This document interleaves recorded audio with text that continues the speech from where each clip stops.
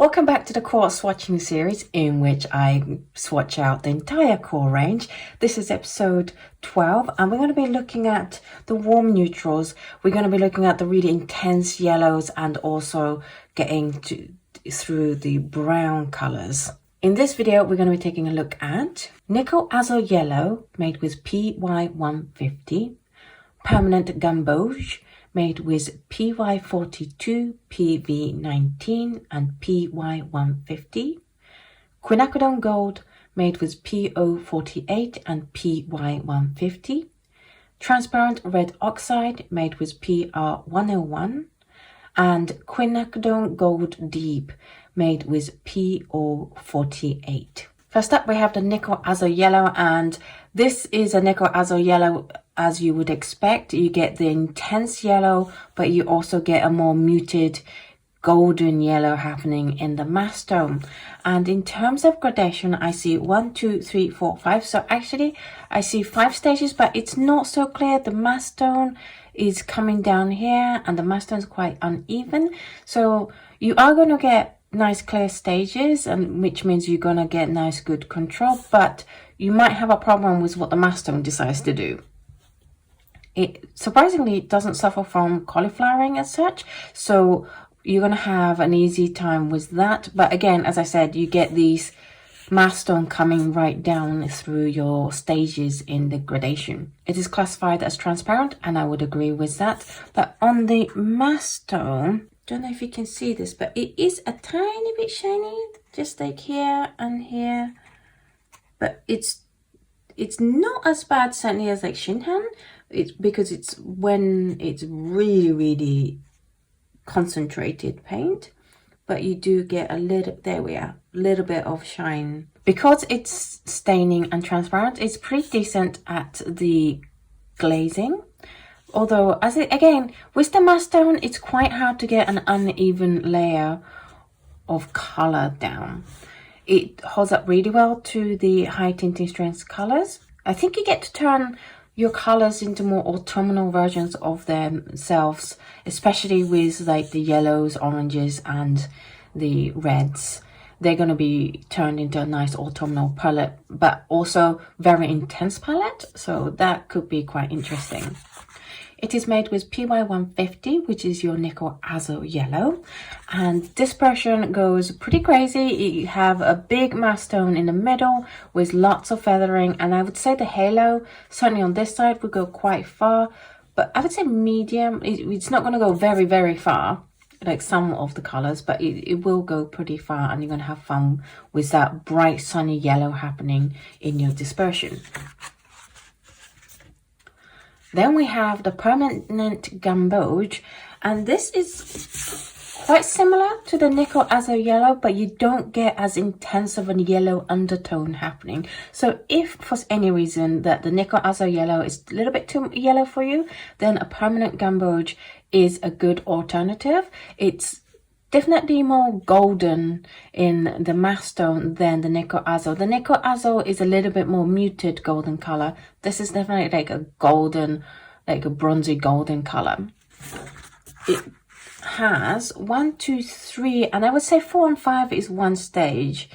So you are going to get pretty decent control with your values in your gradation, but you might have to put a bit more effort into bring these values down a bit in your gradation. It doesn't suffer from cauliflowering, which is really nice. It is classified as transparent, and I would agree with that. It is classified as staining, and yes, I would agree with that too. It's good at glazing. You get nice clear layers, and you definitely get more even looking layer than certainly you do with a Nickel Azo Yellow. In terms of color mix, this color is a high tinting strength, and you get really bright green by mixing it with a phthalo blue yellow shade. This is very intense green color. It is made with 3 pigments. It's PY42, which is your yellow iron oxide, PV19, which is quinacridone violet, and PY150 is the Nickel Azo Yellow. So there is some yellow to it, which is why it's quite similar, but it's just not as much. This is PY150 on its own. I would say this is the easier one to handle than the Nickel Azo Yellow if your heart isn't set on Nickel Azo Yellow on its own.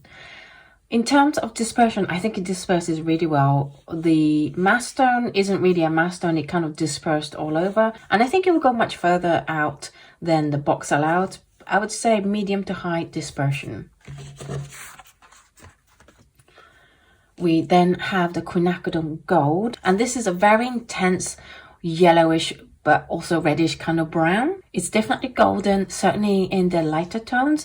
In the mass tone, it's definitely more of a reddy brown color, and the yellow starts to come through as the lighter value you go. I see 1, 2, 3, 4, 5, so good control, but it really suffers from cauliflowering. I have cauliflowering here, I have a subtle one here, I have another one here. So you're really gonna have to be careful with your water control. Dab your brush onto an absorbent surface before you put it on the paper. It also gets quite messy in the mass tone. It's quite hard to get an even patch of the mass tone. So Quinacridone Gold, certainly from QoR, is going to be your wild one. So if you're up for a challenge, I think it's going to be a great fun. But if you're not, then you might want to avoid this one, because I think this is going to stress you out more than make the process enjoyable for you. But as I said, if you're into the wild paints, then this will definitely do that for you. It's classified as transparent, and I agree with that, and it's classified as staining, and I would also agree with that. It is good at glazing in that there's not much lifting, but again, it's really hard to get an even surface as a glaze. It holds really well up to the high tinting strength colors. It creates nice strong color mixes for you.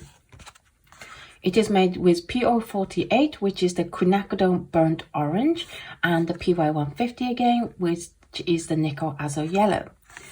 In terms of dispersion, the mass tone disperses pretty wide, and then you get lots of haloing happening here, but the value of the halo definitely drops significantly compared to the mass tone.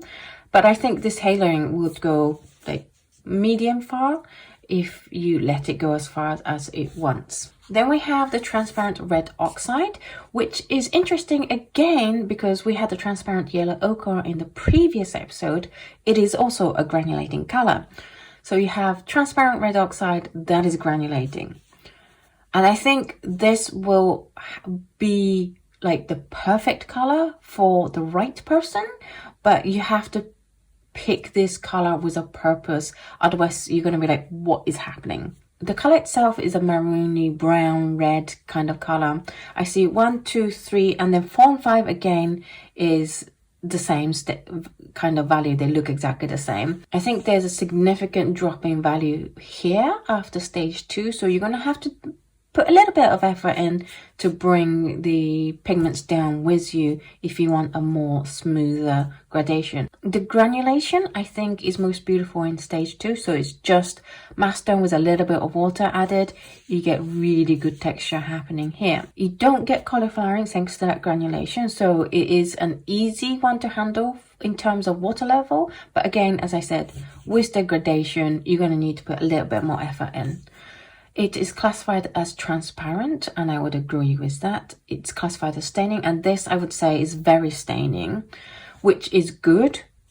I think this is the best color we've had in terms of glazing. There's absolutely no lift, and because it's transparent, you get nice clear definition of where the two layers mix. And yeah, I think this is the best one we've had so far. In terms of color mix, it's a high tinting color, which means it's going to play really well with your intense high tinting strength colors. However, if you have a low tinting strength palette, you're going to have a little bit more problems. In terms of how it affects the colors, it adds rich texture to the colors because these are all non-granulating colors.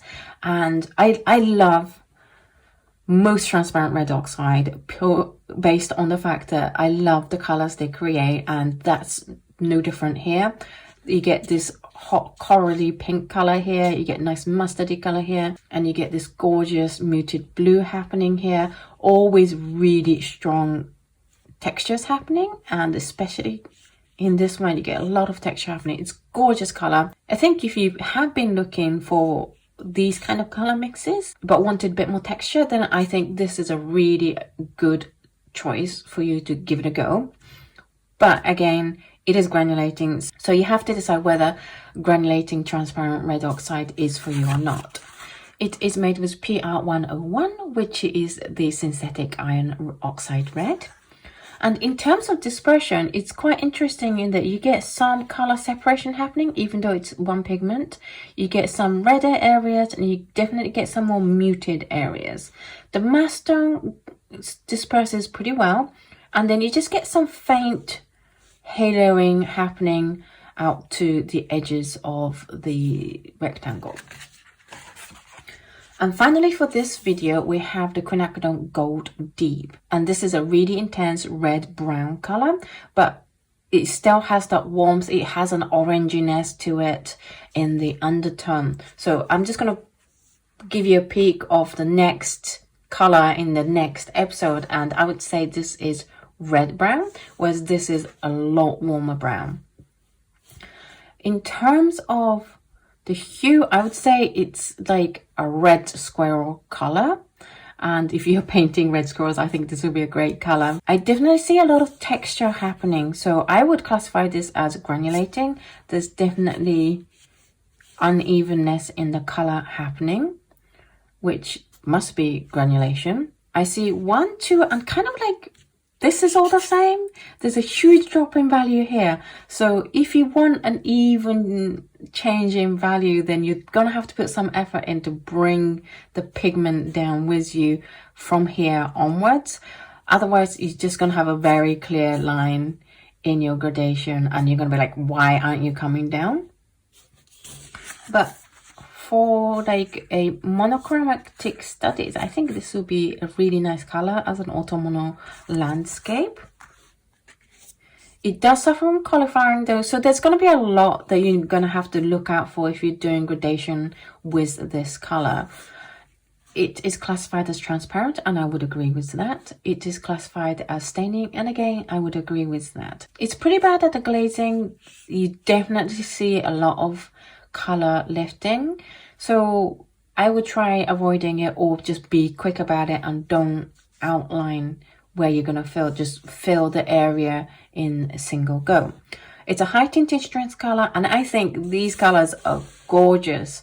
So if you want to be getting a nice palette of autumnal colors together in your high tinting strength palette, I think this is a good addition, because then you can mix all your other colors that are nice and bright and turn them into these gorgeous autumnal and intense colors. Probably wouldn't advise it for a palette that is low in tinting strength, so I think it's gonna get lost in how high tinting strength this color is. It is made with PR48, which is a Quinacridone burnt orange. In terms of dispersion, I feel like the mass tone just disappeared. It's kind of here, but you don't get a really intense circle. Is it just me, or does that look like a belly button to you? And you got strong halos going, so I think it's going to go pretty far. If you let it go as far as it wants, you're going to have a lot of fun. But again, you're not going to have that intense middle part where you drop the paint with this color. So that's it for this episode of very intense, very bright colors. We had a look at the bright yellows to getting into the browns. What did you think of these colors? Which one was your favorite? If you already have one of these colors that you absolutely love and you have really good uses for them, do let us know in the comments down below, because it really helps to collect this community's knowledge in these paints. I can only tell you what the paints look like and how they behave, but it's you guys that bring so much rich knowledge into, hey, this color is really good and beautiful to mix with this other color, or like I really like using this color to paint X, Y, and Z. So do let us know in the comments down below. As always, huge thanks to QoR for sending me these paints to swatch and test out. The colors are beautiful. Look at these colors. It's just gorgeous. Next videos, we're going to go into the red brown, so do look out for that next week. Thank you so much for watching this video, and I will see you in the next video. Bye!